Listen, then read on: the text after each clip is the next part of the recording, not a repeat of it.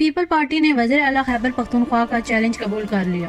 وزیر اعلیٰ خیبر پختونخوا نے بلاول بھٹو کو گورنر ہاؤس میں داخلے سے روکنے کی دھمکی دی تھی۔ پی پی پی نے علی امین گنڈا پور کا چیلنج قبول کر لیا۔ پیپل پارٹی ذرائع کا کہنا ہے کہ پارٹی نے بلاول بھٹو کو گورنر ہاؤس پشاور مدعو کرنے کا فیصلہ کیا ہے۔ وہ آئندہ ہفتے پشاور کا دورہ کریں گے۔ ان کے دورے پشاور کی حتمی تاریخ طے کی جا رہی ہے۔ ذرائع کے مطابق بلاول بھٹو زرداری گورنر ہاؤس پشاور میں قیام کریں گے اور پارٹی رہنماؤں اور کارکنوں سے ملاقات بھی کریں گے۔ گورنر ہاؤس خیبر پختونخوا کی تعیناتی کے بعد یہ بلاول بھٹو کا پشاور کا پہلا دورہ ہوگا۔ علی امین گنڈا پور ملاقات کی دعوت دیں گے تو جانے کے لیے تیار ہوں۔ فیصل کریم کنڈی نے کہا کہ ہر سیاسی جماعت کے پاس خود چل کر جاؤں گا۔ علی امین گنڈا پور آئین کے تحت بات کرے تو بہتر ہوگا۔ تیمور سلیم جگڑا نے گزشتہ روز ٹی وی پر بہت مثبت بات کہی۔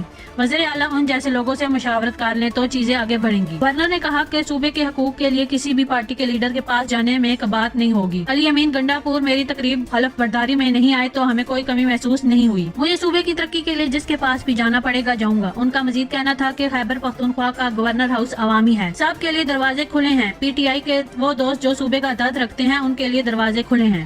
پاکستان تحریک انصاف کے ترجمان رؤف حسن نے بتایا کہ فواد چودھری پارٹی کا حصہ نہیں ہے، تاہم شیر افضل مروت کا فیصلہ سیاسی کمیٹی کرے گی۔ رؤف حسن نے مزید کہا کہ فواد چودھری اس لیے پاکستان تحریک انصاف کا حصہ نہیں کیونکہ انہوں نے پارٹی چھوڑنے کے حوالے سے ٹویٹ کیے تھے۔ ترجمان پی ٹی آئی نے بتایا کہ فواد چودھری نے آئی پی پی کے ٹکٹ کے لیے بھی درخواست دی تھی، تاہم بانی پی ٹی آئی نے کہا کہ کیس ٹو کیس دیکھیں گے کہ کس پارٹی کو واپس لیا جا سکتا ہے اور کسے نہیں۔ پاکستان تحریک انصاف کے مرکزی رہنما علی محمد خان نے اسلام آباد میں میڈیا سے گفتگو کرتے ہوئے کہا کہ سیاسی جماعتوں میں ڈائیلاگ ہوتے رہتے ہیں، مذاکرات کے دروازے بند نہیں کرنے چاہیے۔ پی ٹی آئی بڑی جماعت ہے اور اس کے بغیر معاملات نہیں چل سکتے، لہٰذا مسائل کا حل نکالنا چاہیے۔ علی محمد خان نے کہا کہ دیکھنا ہوتا ہے کہ مذاکرات پر حکومت کتنا سنجیدہ ہے اور مذاکرات میں دونوں فریق اپنے اپنے نکات رکھتے ہیں۔ اگر حکومت مذاکرات کے لیے سنجیدہ ہے تو سیاسی بیانات اور میڈیا ٹاک کے بجائے نکات پیش کرے۔ پی ٹی آئی کی کور کمیٹی اس کو دیکھے گی۔ کمیٹی میں اسد کیسر سمیت دیگر شامل ہیں۔ ان کا مزید کہنا تھا کہ بھٹو کے دور میں مذاکرات ہوئے لیکن عمل درآمد نہ ہوئے تو مارشل لگ گیا۔ اپوزیشن تو نہیں کہے گی کہ آؤ ہم سے مذاکرات کرو، حکومت خود مذاکراتی کمیٹی کا اعلان کرے اور حکومت کی مذاکرات کی آفر کو رد نہیں کرنا چاہیے۔ حکومت کی جو بھی تجویز ہوگی وہ بانی پی ٹی آئی کے پاس لے کر جائیں گے۔ علی محمد خان نے مزید کہا کہ بانی پی ٹی آئی نے کوئی چور دروازہ نہیں ڈھونڈا، وہ اپنے موقف پر کھڑے ہیں اور میں سمجھتا ہوں کہ بانی پی ٹی آئی کا مزید ایک بھی دن جیل میں کیوں گزرے۔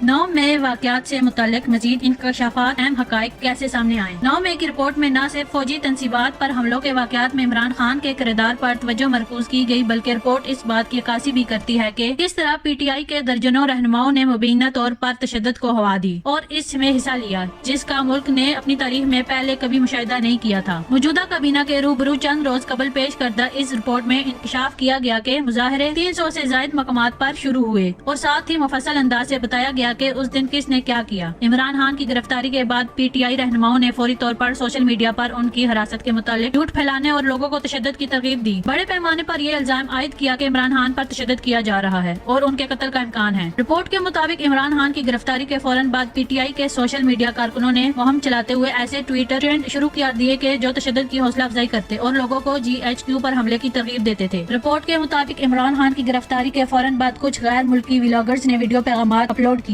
جن میں تشدد کے بے بنیاد الزامات عائد کیے گئے تھے اور ان لوگوں کو ریاستی اداروں پر حملے کی ترغیب دی۔ ان میں سے بہت سے بلاگرز نے عام لوگوں کو فوجی تنصیبات پر حملے کے لیے اکسایا۔ رپورٹ میں کہا گیا کہ کمیٹی کو اس بات کی نشاندہی پر گہرا افسوس ہوا ہے کہ اس قدر نقصان پہنچانے کے باوجود عمران خان کو کوئی پچھتاوا نہیں، اور ابتدائی طور پر یہ کہتے ہوئے الزام کو مسترد کر دیا کہ یہ تو ہونا ہی تھا، جب تک الزامات ختم نہیں کیے جاتے اس وقت تک ایسا ہوتا رہے گا۔ وزارت خزانہ اور آئی ایم ایف نے آئندہ وفاقی بجٹ کے لیے اہم اقدامات کیے۔ آئی ایم ایف مشن اور پاکستانی حکام کے درمیان وزارت خزانہ میں تعارفی سیشن ہوا جس میں پاکستان کی طرف سے وزیر خزانہ، سیکرٹری خزانہ، چیئرمین ایف بی آر اور گورنر اسٹیٹ بینک موجود تھے۔ ذرائع کا کہنا ہے کہ مذاکرات میں وزارت خزانہ اور آئی ایم ایف کے درمیان آئندہ وفاقی بجٹ کے لیے اہم اہداف طے کیے گئے، جبکہ اس دوران فیصلہ کیا گیا کہ آئندہ مالی سال کے دوران حکومت اسٹیٹ بینک سے قرضہ نہیں لے گی۔ آج سے پیٹرول کی قیمت میں بڑی کمی کا امکان۔ اگلے 15 دن کے لیے 31 مئی تک پیٹرول کی قیمت میں 13 روپے اور ڈیزل کی قیمت میں 8 سے 9.50 روپے فی لیٹر کی کمی ہو سکتی ہے۔ وزارت توانائی کے سینئر حکام نے نجی نیوز چینل کو بتایا کہ ابتدائی اندازوں کے مطابق 16 مئی 2024 سے پیٹرول کی قیمت میں 13 روپے فی لیٹر اور ڈیزل کی قیمت میں 8 سے 9.50 روپے فی لیٹر کمی کا امکان ہے۔ جیسا کہ عالمی قیمتیں بڑے پیمانے پر گر گئی ہیں، یہ موجودہ مہینے میں لگاتار دوسرا ریلیف ہوگا۔ جیسا کہ 1 مئی 2024 سے حکام نے ایم ایس کی قیمت کو 5.45 روپے فی لیٹر کم کر کے 293 روپے فی لیٹر سے کم کر کے 288.50 روپے فی لیٹر کر دیا۔ اسی طرح ڈیزل کی قیمت بھی 1 مئی سے 8.42 روپے فی لیٹر کم ہو کر 290.38 روپے سے کم ہو کر 281.96 روپے ہو گئی۔ تاہم اگلے دنوں میں ریلیف کے بارے میں تخمینہ مزید پختہ ہو جائے گا، جس کا اطلاق وزیر اعظم کی منظوری کے بعد 16 مئی 2024 سے ہوگا۔ اس سے ملک میں مہنگائی کو کم کرنے میں مزید مدد ملے گی، جو پہلے ہی گر رہی ہے۔ غزہ میں اسرائیلی جارحیت جاری، شہداء کی تعداد 35,000 سے متجاوز۔ اسرائیلی فضائی حملوں نے شمالی وسطی اور جنوبی غزہ کے کچھ حصوں میں رات بھر اور اتوار کی صبح تک گولہ باری کی۔ اسرائیلی فوج نے کہا کہ جٹ طیاروں نے گزشتہ روز غزہ کی پٹی میں 150 سے زائد حماس کے ٹھکانوں کو نشانہ بنایا۔ رفح میں کویتی اسپتال نے اتوار کو کہا کہ اسے گزشتہ 24 گھنٹوں کے دوران مارے گئے 18 شہداء کی لاشیں وصول ہوئی ہیں۔ غزہ کی وزارت صحت نے کہا کہ گزشتہ 24 گھنٹوں کے دوران کم از کم 63 افراد شہید ہوئے۔ غزہ میں اسرائیلی جارحیت سے شہید ہونے والوں کی مجموعی تعداد 35,034 ہوگی، جن میں زیادہ تر خواتین اور بچے شامل ہیں۔ اخبار میں گرمی کی شدت میں اضافے کا خدشہ۔ محکمہ موسمیات کے مطابق رواں ہفتے ملک کے بیشتر علاقوں میں موسم گرم اور خشک، جبکہ جنوبی علاقوں میں شدید گرمی رہے گی۔ محکمہ موسمیات کا کہنا ہے کہ اسلام آباد میں اپریل اور مئی میں بارشوں کے باعث ابھی تک گرمی کی شدت میں اضافہ محسوس نہیں کیا گیا، تاہم آنے والے روز بہت گرم گزرنے والے ہیں۔ پاکستان میں اس سال بھی معمول سے زیادہ بارشیں ریکارڈ کی جائیں گی، جس سے سندھ اور بلوچستان کے سب سے زیادہ متاثر ہونے کا امکان ہے۔ اب سے درجہ حرارت بڑھنا شروع ہو گیا ہے، جس کے باعث جنوبی پنجاب کے علاقے بھی ہیٹ ویو کے زیر اثر ہوں گے۔ ماہرین موسمیات نے شہریوں کو مشورہ دیا ہے کہ ہیٹ ویو سے بچنے کے لیے سر کو ڈھانپنا اور پانی کا زیادہ استعمال کرنا ضروری ہے۔